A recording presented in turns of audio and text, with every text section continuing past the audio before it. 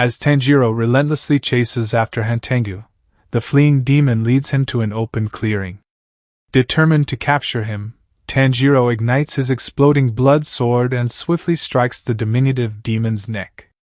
Hantengu lets out a piercing scream of agony as the burning blade makes contact, but Tanjiro remains resolute, pushing the blade deeper, halfway through. However, an unexpected presence startles him from behind, emitting a scent unlike any of the previous adversaries, Urogi, Sekido, Aizetsu, or Karaku. Despite the surprise, Tanjiro stands his ground, but he struggles to cut any further into Hantengu's neck as Nezuko's blood demon art wears off. Genya cautions him to move aside and aims his weapon at the new threat, but refrains from firing to avoid hitting Tanjiro. The demon conjures a double-bladed dagger from his flesh and pounds on a drum attached to his body, summoning a powerful shockwave that forcefully propels Tanjiro backward. As Tanjiro finds himself at the center, a magnificent display unfolds with the emergence of 5 colossal wooden dragons that soar into the sky, carrying him along. Balancing precariously, he must navigate their twisting and snapping jaws, leaping and evading their attempts to crush him while perched on their sinewy necks. Struggling to maintain his grip, he teeters on the edge, dangerously close to being devoured, until Nezuko swoops in just in time to catch him, sacrificing herself to protect him. Though she suffers a bite, her remarkable regenerative powers swiftly restore her severed arm and leg. Safely back on the ground, they find themselves face to face with an unfamiliar demon. This new entity condemns them as ruthless oppressors who prey on the vulnerable, branding them as despicable villains. Tanjiro is taken aback by the presence of a 6th demon, realizing that he no longer detects or perceives the other 4 demons. Genya is perplexed as he recognizes this demon as Sekido, whom they encountered not long ago. As Tanjiro delivered a decisive blow to Hantengu's neck and Genya fired at Aizetsu, severing his arm, an unexpected turn of events unfolded.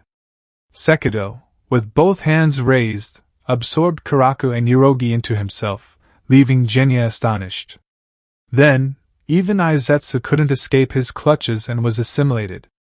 The demon of anger underwent a transformation, becoming a new manifestation fueled by Hantengu's intense hatred. Enveloping Hantengu in a wooden burl and tapping a drum, the demon emanated a daunting aura that left Tanjiro momentarily speechless and struggling to breathe. Genya, too overwhelmed by fear, trembled uncontrollably before the immense power before him. Addressing Tanjiro's objection, the demon of hatred fiercely locked eyes with him, emphasizing their villainous status for tormenting the weak. He cited Tanjiro's attempt to behead a demon who could easily fit in the palm as an example of their torment. Upon hearing these words, Tanjiro's anger boils over as he confronts the demon, questioning how they dare label Hantengu as weak. He emphasizes the undeniable scent of countless victims' blood that permeates their presence, and demands that they cease playing the victim. Raising his blade defiantly, the determined demon slayer denounces the twisted and unforgivable actions of the demon, vowing to sever their head. Intrigued by Tanjiro's reaction, the demon of hatred taunts him, speculating whether he had consumed his own kin to provoke such fury. Unyielding in his resolve, Tanjiro dismisses the demon's assumptions, asserting that their justification holds no weight and that the relevance of the demon slayer's mission cannot be undermined. In a powerful retort, Tanjiro highlights that the act of helping others does not require a reason, a concept that someone like the demon could never comprehend. The insult strikes a chord within the demon, driving them to beat their drum and unleash the dragons to attack the relentless demon slayer. Meanwhile, confined within the water pot, Muichiro watches as Gyokko's attention shifts towards the hidden work shed behind him, prompting him to ponder its significance before sinking back into his vase. Muichiro calculates that he has only a small amount of air left in his lungs, giving him the opportunity to execute one final technique. He initiates mist breathing, employing the first form, veiled mist and distant haze, but unfortunately, his blade fails to penetrate the water. Anticipating this outcome due to his damaged weapon, Muichiro reluctantly accepts his impending fate. Thoughts of Kagaya, his leader, fill his mind as he envisions his own demise and hopes that Kagaya will dispatch at least 2 Hashiras to aid in his situation. Suddenly, an unexpected presence emerges as Tanjiro appears before Muichiro. Puzzled by Tanjiro's appearance and his words of encouragement, Muichiro wonders who had truly spoken those words to him. Meanwhile, at the shed, Kozo valiantly confronts Gyokko, brandishing a knife in a desperate attempt to impede the demon's progress. Upper Rank 5 scoffs at Kozo's feeble resistance, and mockingly questions whether he believes he stands a chance against him. With a swift motion, Gyokko forms a vase-like structure in his hand and unleashes powerful torrents of water, obliterating Kozo's knife and inflicting deep wounds upon him. Curious about Kozo's unwavering determination to protect the shed, Gyokko questions the significance of its contents, as it does not house the village chief. His gaze shifts past Kozo, and he catches sight of Hotaru meticulously polishing Tanjiro's blade. As the smith marvels at the exceptional quality of the steel, Gyokko observes him closely, realizing that the elderly man is not the village chief due to his age. He calls out to Hotaru in an attempt to capture his attention, but the dedicated swordsmith remains focused on his work, pondering about the master craftsman behind the creation of the blade. This unwavering concentration annoys the potted demon, who feels defeated as an artist. Frustrated, Gyokko directs a forceful stream of water from his pot, slashing Hotaru's body multiple times. However, the determined swordsmith remains oblivious to the attack, causing Kozo to grow increasingly worried. Amazed by Hotaru's resilience, Gyokko launches another assault, inflicting even more wounds and shattering his mask. Nevertheless, the unwavering swordsmith maintains his composed demeanor and continues to polish the blade diligently.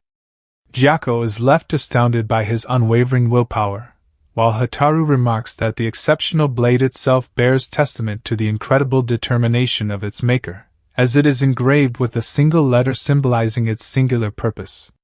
Despite Kozo's continued calls for attention, Gyokko becomes infuriated by Hotaru's disregard for his presence. Believing that simply killing the smith would be too straightforward, he resolves to make him relinquish the sword and disrupt his concentration. As Muichiro's vision fades into darkness, he resigns himself to the inevitable fate of death. However, Tanjiro intervenes, reminding him that he doesn't have the authority to determine the end of his own life.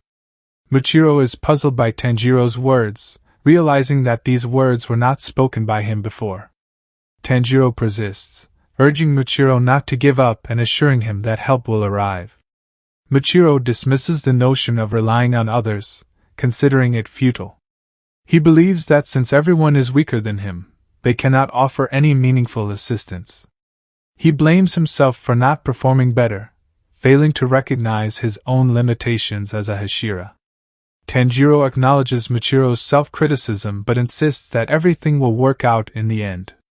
Muichiro's eyes close as he succumbs to suffocation, but he hears a persistent jabbing against the water pot.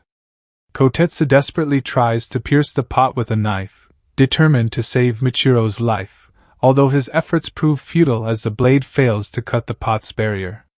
Observing Kotetsu's futile efforts, Muichiro remarks that the young smith shouldn't prioritize his assistance, considering he himself was unable to slice through the pot.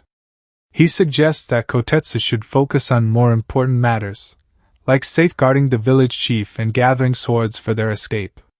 Suddenly, Muichiro's attention is drawn to a bladed fish demon lurking behind Kotetsu.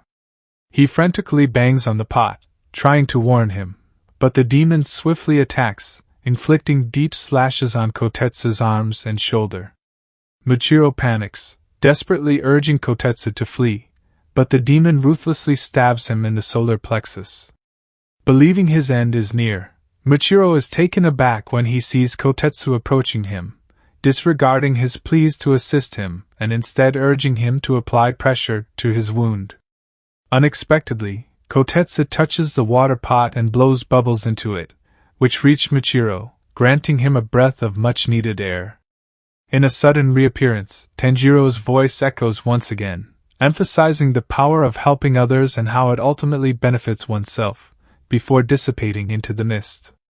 As the mist clears, a new figure emerges, enlightening Muichiro about the remarkable strength humans possess when they unite. The individual's red eyes become visible, captivating Muichiro's attention. With a renewed reserve of oxygen, the Hashira channels his energy into executing the mist-breathing technique's second form, 8-layered mist, effortlessly slicing through Gyokko's blood demon art. Liberated from his constraints, Muichiro realizes the significance of his connection with Tanjiro, as he bears the same red eyes as his father. And this brings the Part 7 to an end. Comment for Part 8. Don't forget to like this video and share it with your friends. Also, subscribe to our channel and turn on the notification bell, so you never miss out on another anime recaps videos. Until next time, take care.